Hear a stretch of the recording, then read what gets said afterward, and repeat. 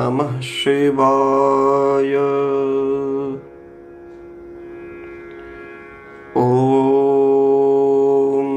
नमः शिवाय। ॐ नमः शिवाय।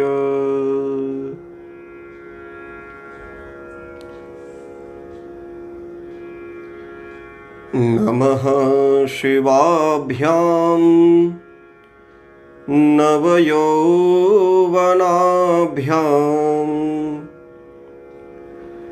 परस्पराश्लिष्टवपुर्धराभ्यां नगेन्द्रकन्या वृषकेतनाभ्यां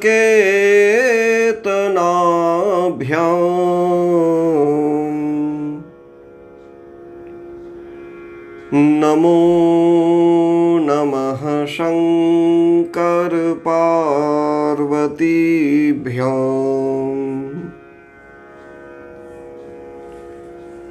तव तत्त्वं न जानामि कीदृशोऽसि महेश्वरः यादृशोऽसि महादेव तादृशाय नमो नमः। गुरुर्ब्रह्मा गुरुर्विष्णुः गुरुर्देवो महेश्वरः गुरुः साक्षात् परब्रह्म तस्मै श्री गुरवे नमः।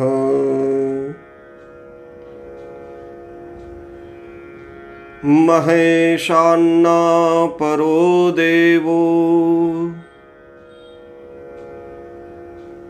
महिम्नो न परा स्तुतिः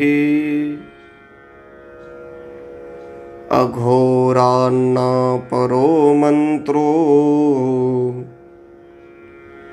नास्ति तत्त्वं गुरोः परम्।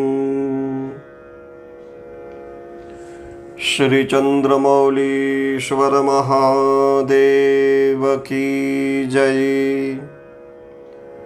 श्री हरि भगवान की जय।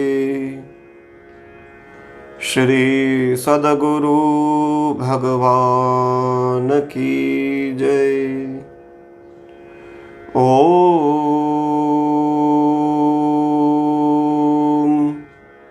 नमः पार्वती पतये हर हर महादेव हर।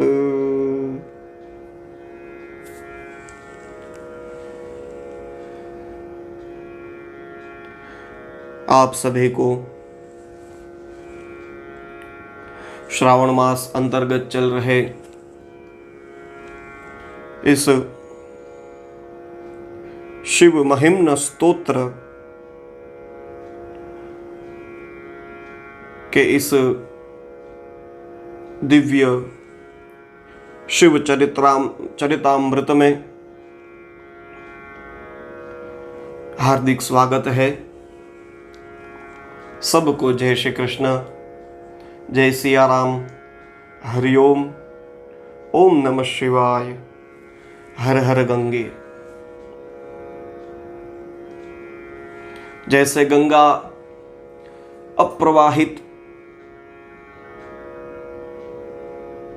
थी, लेकिन भगीरथ ने प्रयास किया और स्वर्ग में रही हुई गंगा इस पृथ्वी लोक पे लोगों को पवित्र करने के लिए प्रकट हुई।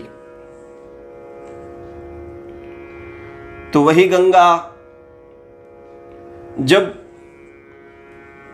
स्वर्ग में से उतर रही थी, तब भगीरथ महाराज से एक प्रश्न किया था कि हे राजन, मेरा वेग होगा क्योंकि मैं स्वर्ग से चली आ रही हूँ।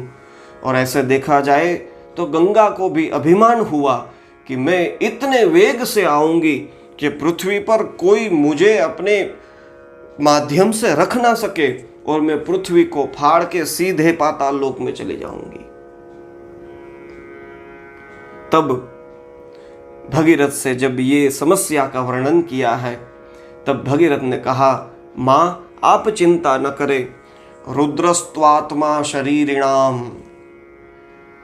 पूरा विश्व जिसके शरीर में समाया हुआ है, ऐसे भगवान भूतनाथ, भोलेनाथ, महादेव है, वह संपूर्ण पृथ्वी की आत्मा है, संपूर्ण प्राणधारी देहधारी मनुष्य की आत्मा है।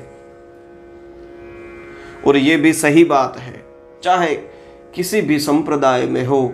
हिंदू धर्म में तो ऐसी परंपरा है कि जब व्यक्ति की मृत्यु हो जाती है तो अंतिम वह मृत्यु के उपरांत वह व्यक्ति का दीप हम शिव मंदिर में रखने के लिए जाते हैं।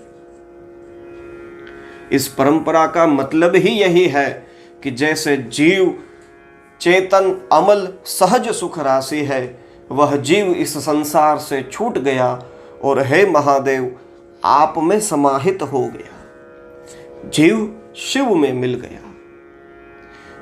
जो एक घटाकाश होता है, वह घड़ा टूट जाए तो वह घटाकाश महाकाश में विलीन हो जाता है। बस ऐसे ही ये जो शरीर में, गीता जी में तो भगवान श्री कृष्ण कहते हैं कि वासांसि जीर्णानि यथा विहाय नवानि गृह्णाति नरोपराणि तथा शरीराणि विहाय जीर्णान्यन्यानि संयाति नवानि देहि। जैसे व्यक्ति वस्त्र को निकालकर दूसरा नया वस्त्र धारण करता है, वैसे ही जीव भी ये शरीर रूपी वस्त्र को निकाल के अन्य शरीर को धारण करता है। लेकिन लौकिक परंपरा के अनुसार जब किसी की मृत्यु हो जाती है तो उस मृत्यु के उपरांत हम एक दीप लेके अपने घर से शिव मंदिर तक रखने के लिए जाते हैं। और इसके पीछे का यही भाव होता है कि हे प्रभु, ये जीव 84 लाख योनियों में से भटकता हुआ आ रहा है, हे महादेव आप इसको अपनी शरण में रखो और इस जीव को फिर संसार में आना न पड़े, ऐसी कृपा करें। तो ऐसे महादेव है जिनके चरणों में एक बार यदि हम प्रेम भाव से मस्तक झुकाते हैं तो हमारी भुक्ति और मुक्ति देने का सामर्थ्य है। अरे महादेव की बात तो क्या करें, केवल उनकी जटा में से जो बह रही है उस गंगा में भी इतना सामर्थ्य है। हम जब गंगा मैया को प्रणाम करते हैं तब श्लोक बोलते हैं, नमामि गंगे तव पाद पंकजम सुरासुरैर्वंदित दिव्य रूपम भुक्तिं च मुक्तिं च ददासि नित्यं भावानुसारेण सदा नराणाम्। हे माँ, हे गंगे, तव पाद पंकजम नमामि, मैं आपके चरण कमलों में वंदन करता हूँ। आप सुरासुरैः वंदित दिव्य रूपम, आप कोई सामान्य नहीं है, देवता और असुरों दोनों के द्वारा आपकी पूजा की जाती है। और जो पृथ्वी लोक पे सुख भोगना चाहता है उनको आप भोगों की समृद्धि भी देती है, और जो मोक्ष की प्राप्ति करना चाहता है ऐसे सन्यासी महात्मा लोगों को आप मोक्ष भी प्रदान करते हैं। इसलिए प्रायः सन्यासी होते हैं वे गंगा के किनारे पे रहते हैं और कहते हैं कि आजीवन हम गंगा जी का दर्शन करेंगे, गंगा पान करेंगे। आज भी ऐसे कई पंडित, कई साधक, कई सिद्ध महात्मा है जो कहते हैं अरे हम तो काशी छोड़ के बाहर नहीं जाएंगे, मृत्यु का समय है, या फिर हम आजीवन काशी क्षेत्र को छोड़ के कभी बाहर नहीं निकलेंगे। ऐसा दिव्य गंगा का महत्व है और उस गंगा को धारण करने वाले महादेव का महत्व है। उसी गंगा अवतरण की कथा को पुष्पदंत महाराज अगले श्लोक में कहते हैं। श्लोक संख्या 17। आइए हम साथ में मिलकर श्लोक का गान करें। वियद्व्यापी तारा गणगुणित फेनोद्गम रुचिः प्रवाहो वाराम्यः पृषतलघुदृष्टः शिरसि ते जगद्वीपाकारं जलधिवलयं तेन कृतमित्वनेनैवोन्नेयं धृतमहिम दिव्यं तव वपुः। हे प्रभु, हे जगदीश्वर, समस्त आकाश में फैले तारों के सदृश फेन की शोभा वाला जो गंगा जल का प्रवाह है, वह आपके सिर पर जल बिंदु के समान छोटा दिखाई पड़ा और सिर से नीचे गिरने पर उसी जल बिंदु ने समुद्र रूपी करधनी वलय के भीतर संपूर्ण संसार को द्वीप के समान बना दिया है। बस इसी से आपका दिव्य शरीर सर्वोत्कृष्ट है, यह अनुमेय हो जाता है। वैसे पुराणोत्तर में ऐसी कथा मिलती है कि जब भगीरथ राजा ने तपस्या की, वैसे भगीरथ ने अकेले ने तपस्या नहीं की थी। सगर का एक पुत्र था अंशुमान, उसने अपनी पूरे जीवन में तपस्या की। उसका एक पुत्र था दिलीप, उसने भी अपने पूरे आयुष्य में गंगा को प्रसन्न करने के लिए तपस्या की है। और फिर उसकी तीसरी पीढ़ी है ये भगीरथ, और जिन्होंने गंगा की प्राप्ति के लिए तपस्या की है।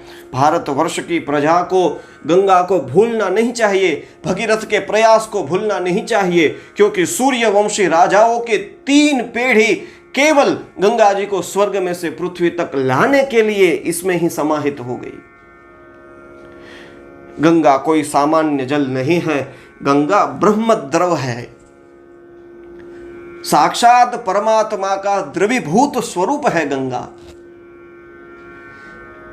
वैसे तो सभी नदियों में स्नान करने का महत्व बताया गया है और कुछ विशेष काल में विशेष नदियों में स्नान का महत्व दिखाया है, लेकिन गंगा एक ही ऐसी नदी है जिनमें 12 मास में और प्रातः हो या सायं हो या रात्रि के समय में भी आप गंगा में स्नान कर सकते हैं। अन्य सभी नदियों में आपको सूर्यास्त तक ही स्नान करने की ये शास्त्र की आज्ञा है, लेकिन गंगा एक ऐसी परम पवित्र पावन नदी है जिसमें आप रात्रि के समय में भी स्नान कर सकते हैं, क्योंकि और सभी नदियों का प्रादुर्भाव इस संसार से हुआ है। तो इस संसार के दिवस रात आदि के नियम उन नदियों पे लगते हैं, लेकिन गंगा तो साक्षात भगवान नारायण के चरण कमल में से प्रकट हुई है, वह स्वर्ग से आई है, वह दिव्य जल है, वह पृथ्वी का जल नहीं है, इसलिए उसमें दिवस रात का कोई बाध नहीं है।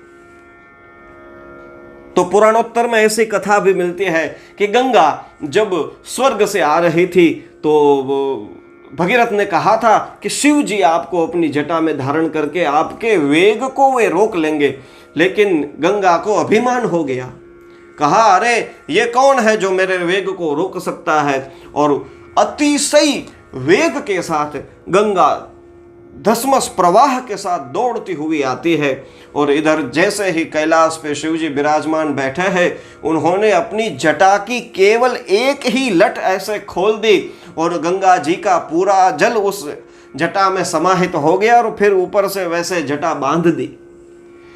गंगा जी को लगा कि मैं कहीं पाताल में चली गई हूं, तब फिर पता चला, अरे मैं तो शिव जी की जटा में बंद हो गई, अब क्या करूं।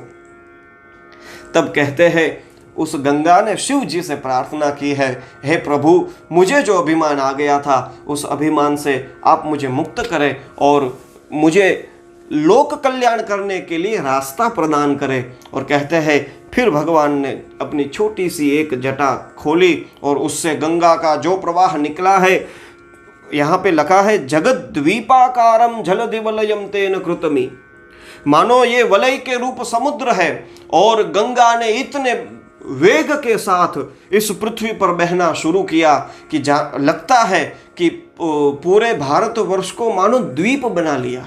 इतना जल प्रवाह था और इतना सारा जल प्रवाह भी शिव जी के जटा में, एक जटा खुली हुई थी उसमें समाहित हो गया था। और इसके बाद पुष्पदंत महाराज कहते हैं कि प्रभु तो इत्यनेने एव उन्नेयम, बस इतने से ही हमें तो अनुमान हो जाता है कि ध्रुत महिम दिव्यम तव वपुहु, महाराज आपका जो ये स्वरूप है वो कहीं सामान्य स्वरूप नहीं है।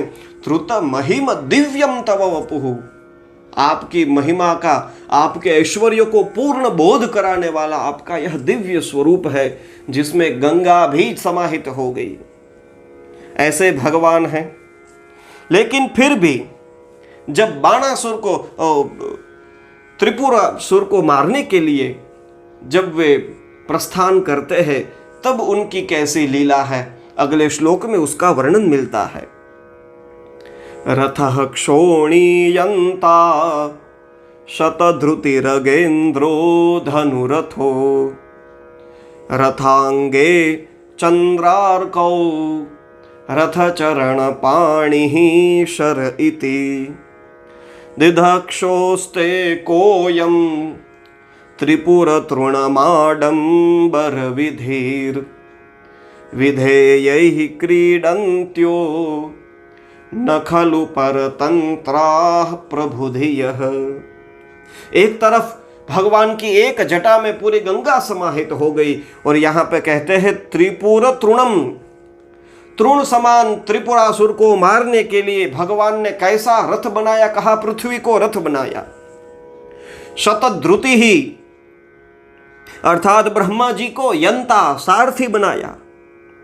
अगेंद्रो धनः, पर्वत को, सुमेरु पर्वत का धनुष बनाया है। और रथांगे चंद्रार को, रथ के दोनों पहिए में सूर्य और चंद्र को लगाया है। और रथ चरण पाणी ही, रथ चरण अर्थात चक्र पाणी ही, या अर्थात साक्षात श्री हरि को शर बाण बनाया।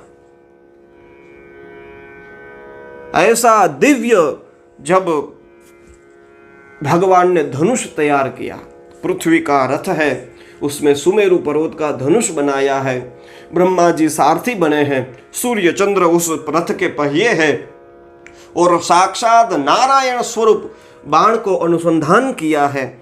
और दिधक्षो हो, केवल त्रिपुरासुर को या उसके त्रिपुर को जलाने के लिए, आपने जलाने की इच्छा के लिए आपने कोयम विधेय ही क्रीडंत्यो, ये जो आपने इतना सब आडंबर विधि की वो कोयम, इसकी करने की कोई आवश्यकता नहीं थी प्रभु। आपने ये जो विधि की है इतनी कोई आवश्यकता नहीं थी। फिर भी यदि आपने इन सब को साथ में सम्मिलित किया है और ये कुछ बनाने का प्रयास किया है त्रिपुरासुर को मारने के लिए, ये जो आपने लीला की है, उस लीला के हेतु विधेय ही क्रीडंत्यो न खलु परतंत्रा प्रबुधियः, प्रभु आप ये सब करते हैं उसमें कोई चिंता की कोई वो ऐसी बात नहीं है, लेकिन आप तो सर्वसमर्थ है, आप अपनी इच्छा मात्र से भी उसको जला सकते थे, लेकिन निश्चय ही अपने वशवर्ती हाथ में स्थित खिलौने से खेलती हुई ईश्वर की बुद्धि पराधीन नहीं होती, अर्थात वह स्वतंत्र रूप से अपने खिलौने से खेलती रहती है। आपने इन सबको भी ये त्रिपुर रूपी तृण समान त्रिपुरासुर को मारने के लिए आपने इतना बड़ा प्रयास किया है, इन सबको इसमें जोड़ा है, तो कोई इसमें मुझे शंका नहीं है, क्योंकि कभी कभी बड़े आदमी अपना छोटा सा काम करने के लिए भी बहुत बड़े खेल करते हैं, सबको दिखाते हैं कि अच्छा देखो ये सब मेरे पास है। आपने पूरा तामझाम किया है और आपका सामर्थ्य है, आपका ऐश्वर्य है, उसको दिखाते हुए यदि आप खेलेंगे तो उसमें भी कोई दिक्कत वाली बात नहीं है। फिर भगवान श्री हरि की चर्चा की है एक श्लोक में, हरिस्ते साहस्रम कमल बलिमाधाय पदयोर यदेको ने तस्मिन् निजमुदहरन् नेत्र कमलम गतो भक्त्युद्रेकः परिणतिमसौ चक्रवपुषा त्रयाणां रक्षायै त्रिपुरहर जागरति जगताम। कहते हैं एक दिन की बात है, भगवान श्री हरि वैकुंठ में बैठे हैं और उन्होंने नारायण ने स्वयं महादेव के सहस्रार्चन का संकल्प किया और सहस्त्र कमलों से महादेव के सहस्त्र नाम के साथ एक एक कमल चढ़ाते हुए शिव जी की सहस्रार्चन पूजा की है। और कहते हैं उस सहस्रार्चन पूजा करते हुए जब 1000 नाम पूरे होने वाले थे, उस समय एक कमल बाकी रह गया, एक नाम बाकी रह गया और एक कमल कम हो गया। जैसे कमल का फूल नहीं मिला, तब विष्णु भगवान को लगा कि यदि ये पूजा अधूरी छोड़ के मैं यदि पुष्प चयन करने जाऊंगा तो वो भी देव का अपराध है, इसलिए लोग मुझे कहते हैं कि मेरी आंखें कमल समान हैं।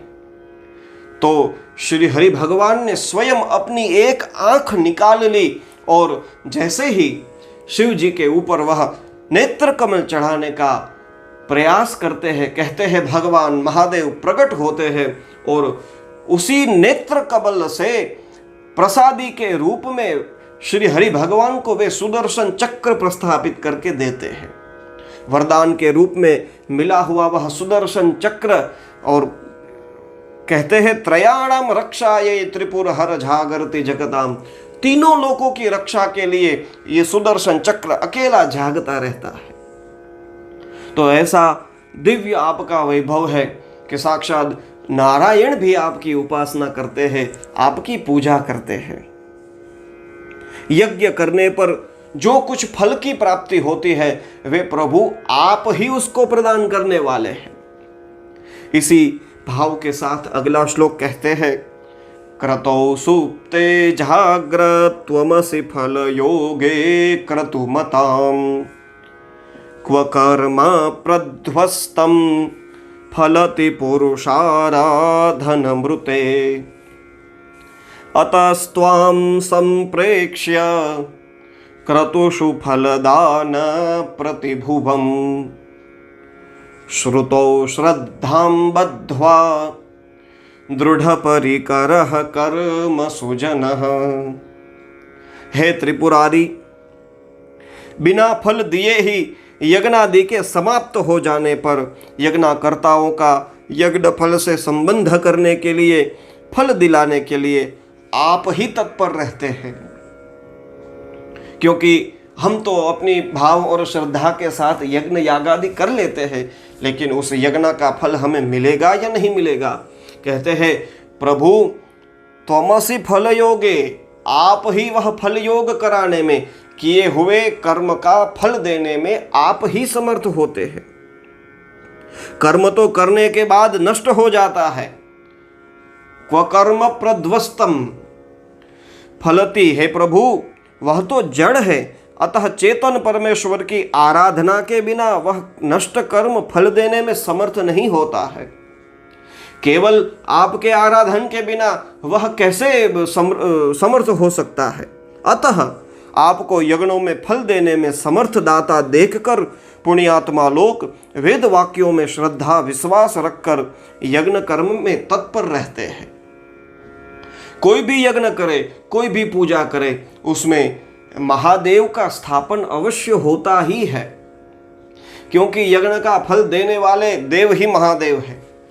पुष्पदंत महाराज कहते हैं कि महाराज यदि आप नहीं होंगे तो फिर यज्ञ का जो फल यजमान को मिलने वाला है या ब्राह्मणों को मिलने वाला है वह कैसे मिलेगा।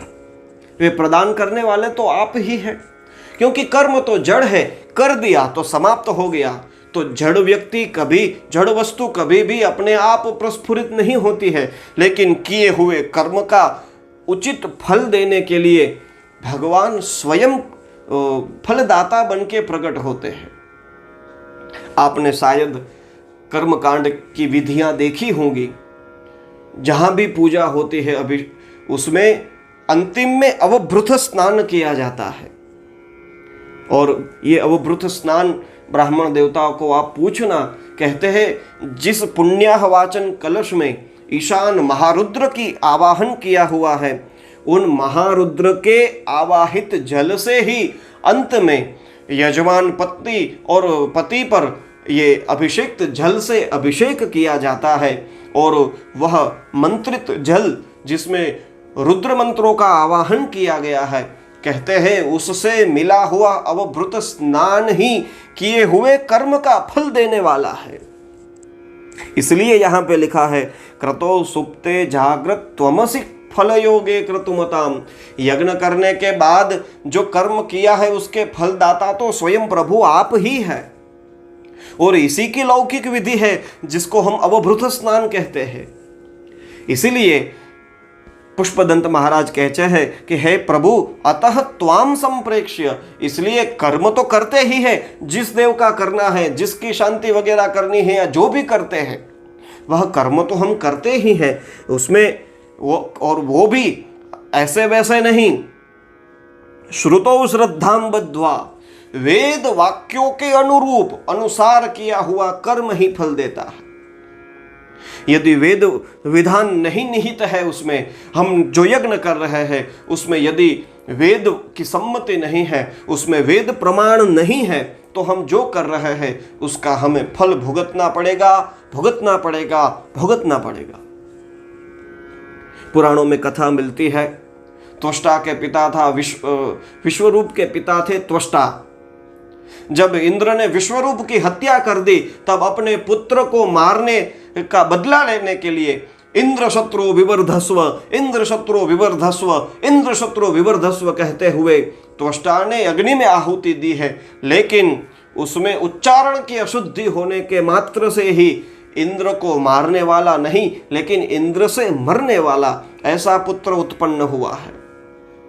इसलिए आप सभी से नम्र निवेदन है कि जब कभी वैदिक विधान करे, कोई शांति विधान करे या कुछ भी यज्ञ काम्य कर्म करे, तब वेद प्रमाण के अनुसार वेद मंत्रों को जानने वाले ब्राह्मणों को साक्षी में रखते हुए और उनका मुहूर्त, उनका जो नियम है उस अनुसार यदि हम करेंगे तो फिर आखिर में कहते हैं कि दृढ़ परिकरः कर्मसु जनः त्वाम संप्रेक्ष्य, आप ही वह कर्म फल के दाता है। ऐसे देखते हुए प्रभु वे आपको ही साक्षी मानते हुए वे कर्म में लग जाते हैं।